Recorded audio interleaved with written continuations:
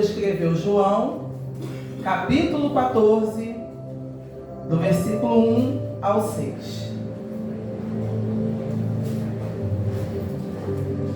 Diz assim a palavra do Senhor: Não se turbe o vosso coração.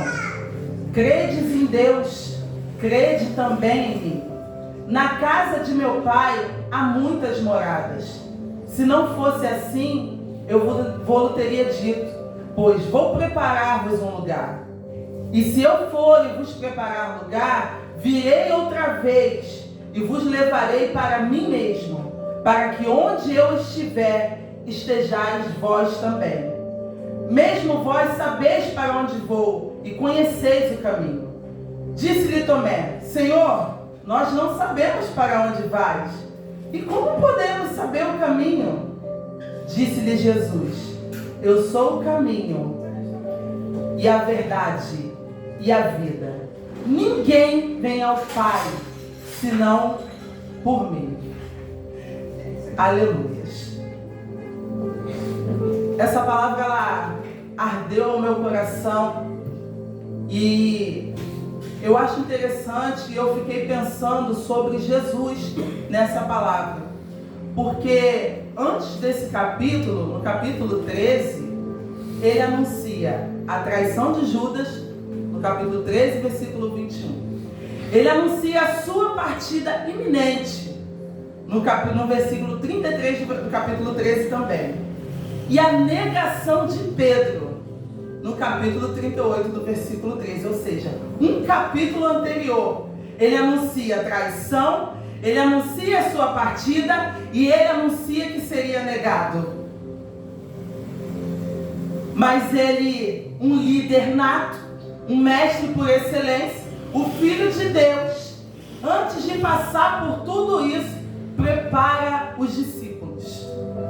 Prepara para tudo o que vai acontecer. Prepara para a traição, prepara para a sua partida e prepara para a negação. Jesus diz aos seus discípulos para não ficarem turbados, para somente confiar nele. E eu acho interessante, porque é uma solução simples, porém muito profunda. Em meio aos problemas, em meio à turbação, em meio à enfermidade, em meio à morte, porque hoje eu ouvi a diaconisa Patrícia falar de luto. Missionária Amanda também perdeu uma amiga ontem. Enterrou hoje sua amiga. Mas tem uma solução para tudo isso: crer. A solução é crer, é confiar. Para todos os problemas, simplesmente crer. Nós vemos Jesus, o Mestre Eterno, falando a nós acerca do Pai, acerca de Deus. E eu acho interessante que ele não fala mais nada sobre a traição. Ele não fala mais nada sobre quem vai negar. Ele simplesmente, ele prepara os discípulos para isso tudo. Mas ele não toca mais nisso. Ele não fala mais sobre a negação de Pedro. Ao contrário, Jesus revela aos discípulos uma verdade para que eles creiam em Deus. Somente crer, somente olhar para Jesus e ver o Pai, olhar para Ele e falar: é por mim que vocês chegam ao Pai. Olhar para Jesus e ver que Ele é o caminho, que Ele é a verdade, que Ele é a vida. E Ele diz que vai preparar morada. E Tomé, é engraçado que Tomé, ele acabou de falar que eles sabem o caminho, que eles sabem para onde vai. Mas Tomé pergunta: qual é o caminho? Para onde nós vamos? Jesus está indo na frente preparar morada. Por isso que quando eu falo, tudo que o Senhor tem para nós, Ele não vai preparar, já está preparado. Ele está falando de morada. Na verdade, mansões, lugar de descanso, lugar tranquilo, lugar de segurança para todos os filhos de Deus. Depois de toda a tribulação que você passa aqui na terra, há um lugar de descanso, há uma esperança num futuro tranquilo, num futuro de paz. Por mais que passamos por tribulação, tem um futuro de descanso para mim e para você. Tem um futuro de paz. Ele já foi na frente para preparar isso. Mas a preocupação dele é tanta, mas tanta, que ele diz que não vai nos deixar órfãos. Que ele vai para o Pai, mas que mandaria um outro Consolador. Glória a Deus. Aleluia. E o problema é que quando ele fala que vai mandar um Consolador, a gente só acha que vai vir alguém que nos console, que nos passe a mão e fala, tá tudo bem. Só que Consolador no grego é Paracletos, Consolador, Confortador, mas Exortador. Por isso que é papel do Espírito Santo nos convencer do pecado. Por isso que é papel do Espírito Santo olhar para mim e para você, se nós dermos ouvido e falar, ó, esse caminho não está legal. Por isso que eu falo, a igreja, ela não tem que ficar se preocupando com a vestimenta do irmão, não, que o Espírito Santo faz isso. O Espírito Santo fala, isso não está legal. Isso aqui não está bem para você. Eu falo isso que quando eu me visto, eu me olho em frente ao espelho. Eu pergunto, Senhor, eu estou bem? Eu estou de acordo com uma serva? Não é meu papel falar que o irmão está errado.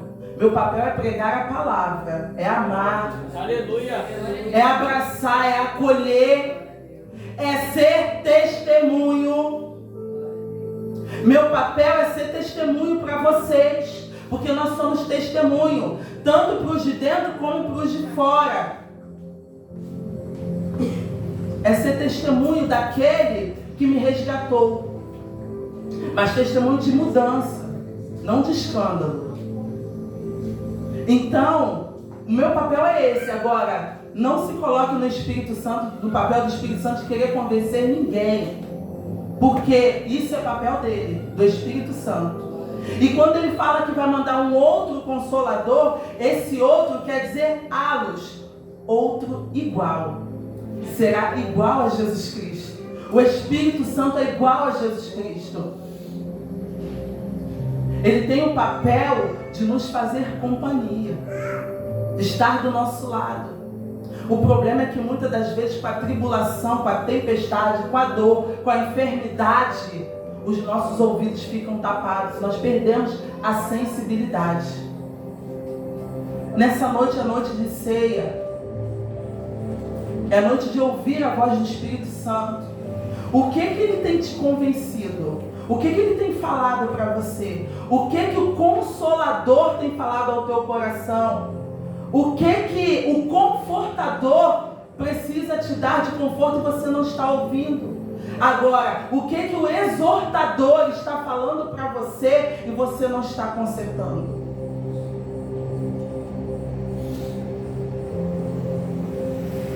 Não é meu papel falar para você o que está errado. Eu falei, Senhor, eu quero levar uma palavra suave. E o Senhor me falou sobre essa palavra.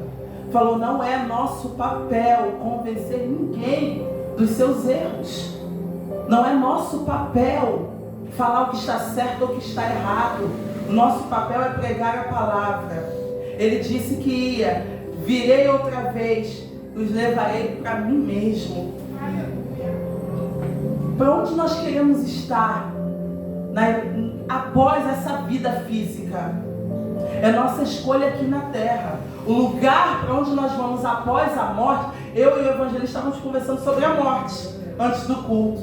O evangelista falou assim, eu falei que eu dormi e que eu acordei 5h25. Aí ele falou assim, irmã, dormir é muito bom, né?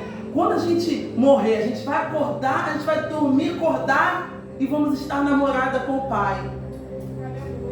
Mas essa escolha de acordar namorada do Pai após a morte é feita aqui na terra. Verdade. É feita nos passos aqui na terra, nas atitudes aqui na terra, na nossa vida terrena.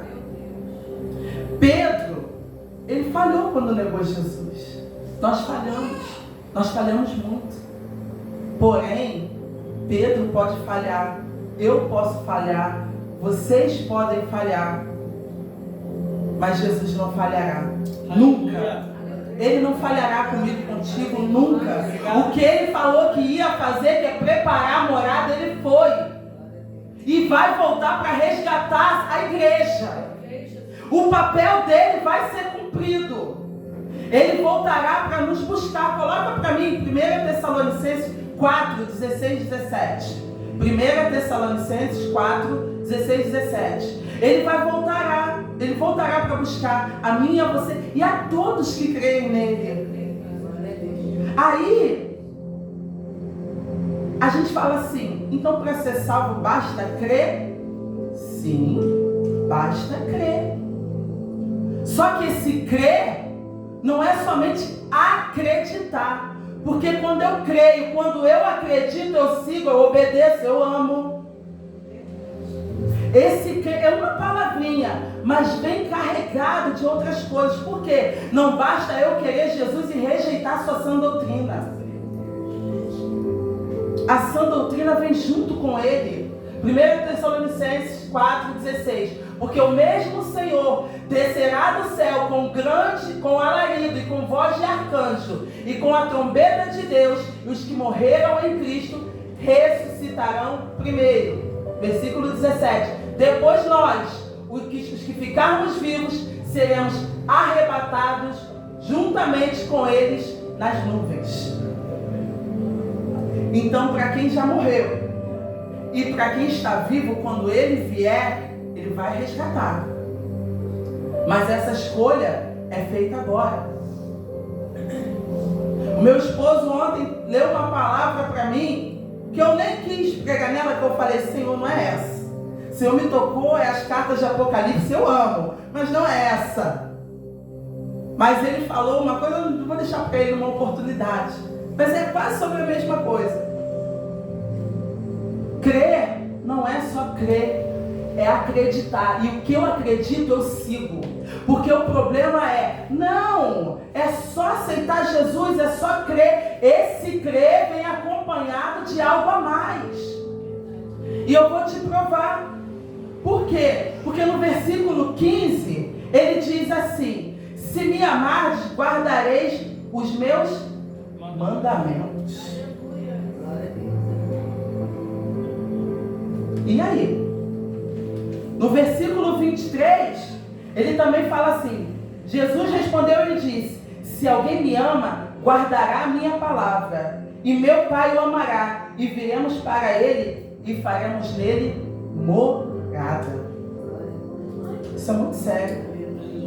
Porque se eu creio, eu acredito. Se eu acredito, eu amo. E o amor, ele não se resume a sentimentalismo, mas a obediência aos mandamentos de Deus.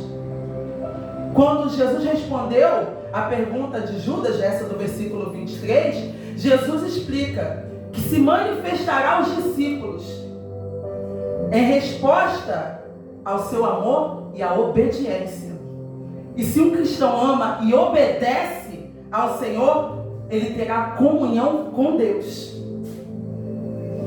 Porque se eu amo, se eu creio, eu obedeço. Por quê? Eu não quero entristecer a quem eu amo. E se eu amo Jesus, eu amo a sua sã doutrina. Se eu amo a Jesus, eu obedeço. E se eu obedeço, eu tenho comunhão com o Pai. E ele se manifestará. A diaconisa Patrícia falou que orou por essa criança.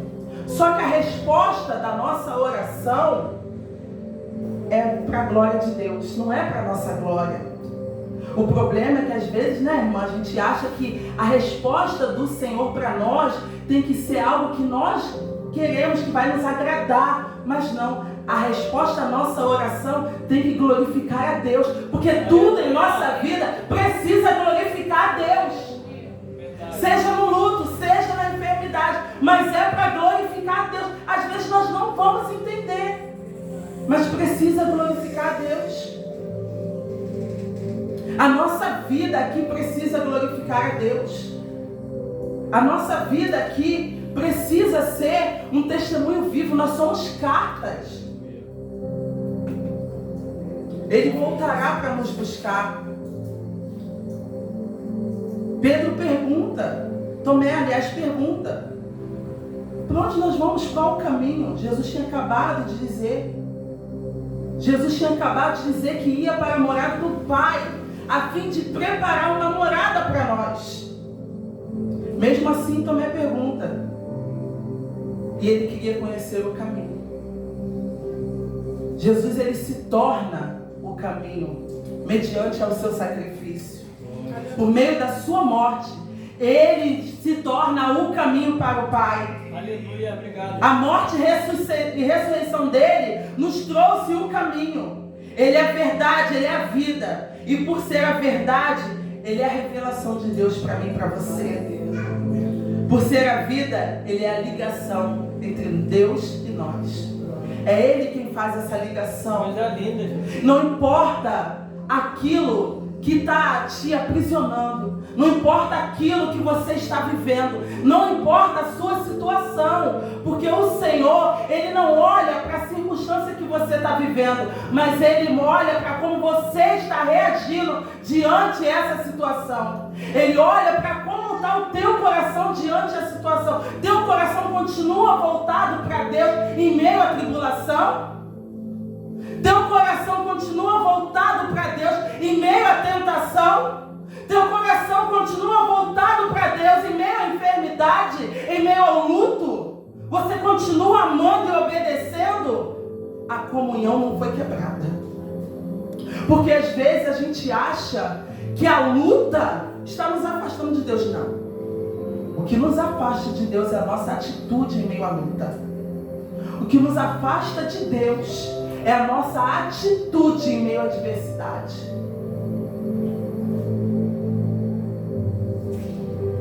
O problema é a gente olhar para a nossa situação e falar: meu Deus, não tem mais jeito para mim. Tem. Você quer? Creia. Você quer? Creia. Confiança. A palavra para mim e para você hoje é confiança. Não deixe de crer em Jesus em meio às situações. O problema, no ensino bíblico, Gabriel falou sobre ensinar o menino o caminho que ele deve andar. Vou falar para mães e pais. Às vezes nós ensinamos, mas as escolhas deles lá na frente não condiz com o que nós ensinamos. E isso não é culpa minha e sua. Essa é uma situação que às vezes a gente olha e fala: Senhor, eu ainda tenho comunhão contigo? Meu filho está assim, minha filha está assim, está fazendo isso, está fazendo aquilo. Todo homem é responsável por suas escolhas. Ninguém é responsável pelas escolhas de ninguém. Eu não sou responsável pelas escolhas dos meus filhos lá na frente. Você não é responsável pelas escolhas do seu esposo, da sua esposa. Cada um vai prestar conta de si. Então não deixe de achar que Deus te ama menos porque tem alguém na sua casa andando em conduta diferente da sua. Não deixe de crer. Jesus veio para desfazer a obra do maligno, do diabo. Jesus, ele veio para desfazer o mal. O nosso papel é crer na promessa do Senhor, que nós somos geração de Abraão, geração bendita, e a você e a tua casa é geração bendita. Então chegue hoje para a comunhão, crendo naquele que te chamou, naquele que se entregou por você, naquele que foi preparar uma morada para mim e para você, e que naquele grande dia virá nos buscar para estar com Ele. Glória a Deus. O amor de Deus por mim e por você é tão grande que Ele deixou essa palavra para nos consolar. Não se turbe o vosso coração. Crede em Deus. Crede também em mim. Você está vendo a mim? Você está vendo o Pai. Eu sou o caminho, a verdade e a vida. Ninguém vem ao Pai senão por mim. Quer ir para o Pai? Se achegue a mim. Ele está aqui. Ele está aqui. Basta você se achegar a Ele. Quando nós damos um passo para Cristo, Ele dá todos para nós. Cristo não dispensa uma oportunidade de nos abraçar. Nós é que dispensamos a oportunidade de chamar. Jesus, eu estou aqui, eu abro a porta, pode entrar, faz morada. Quando você abre, ele entra. Não deixe as circunstâncias, não deixe aquilo, a situação ao redor te afastar de Cristo. Não deixe. Porque Jó foi um homem que Deus deu testemunho sobre ele. Íntegro, reto, se desvia do mal, mas passou por tudo que passou. Mas olha a atitude de Jó em meio a tudo que ele passou. As atitudes de Jó glorificavam a Deus. Aleluia. Glorificou a Deus. As atitudes de Jó fez jus ao investimento que Deus colocou na vida dele. O problema é que nós não estávamos lá naquele dia quando crucificaram Jesus, mas nós negamos a Jesus com as nossas atitudes. Então hoje é um dia de fazer o caminho de volta. É um dia de voltar a Jesus. É um dia de crer nele para estar com o Pai. Crer no sacrifício dele, redentor. Ele pagou a minha e a tua dívida. Nós não tínhamos como pagar, mas ele foi lá e pagou. Ele foi o meu e o teu resgatador. Preparou, além dele vir pagar a dívida, ainda foi preparar a morada. Obrigado, Jesus. Então hoje é dia de você falar: eu aceito o teu sacrifício, Senhor. Eu estou aqui.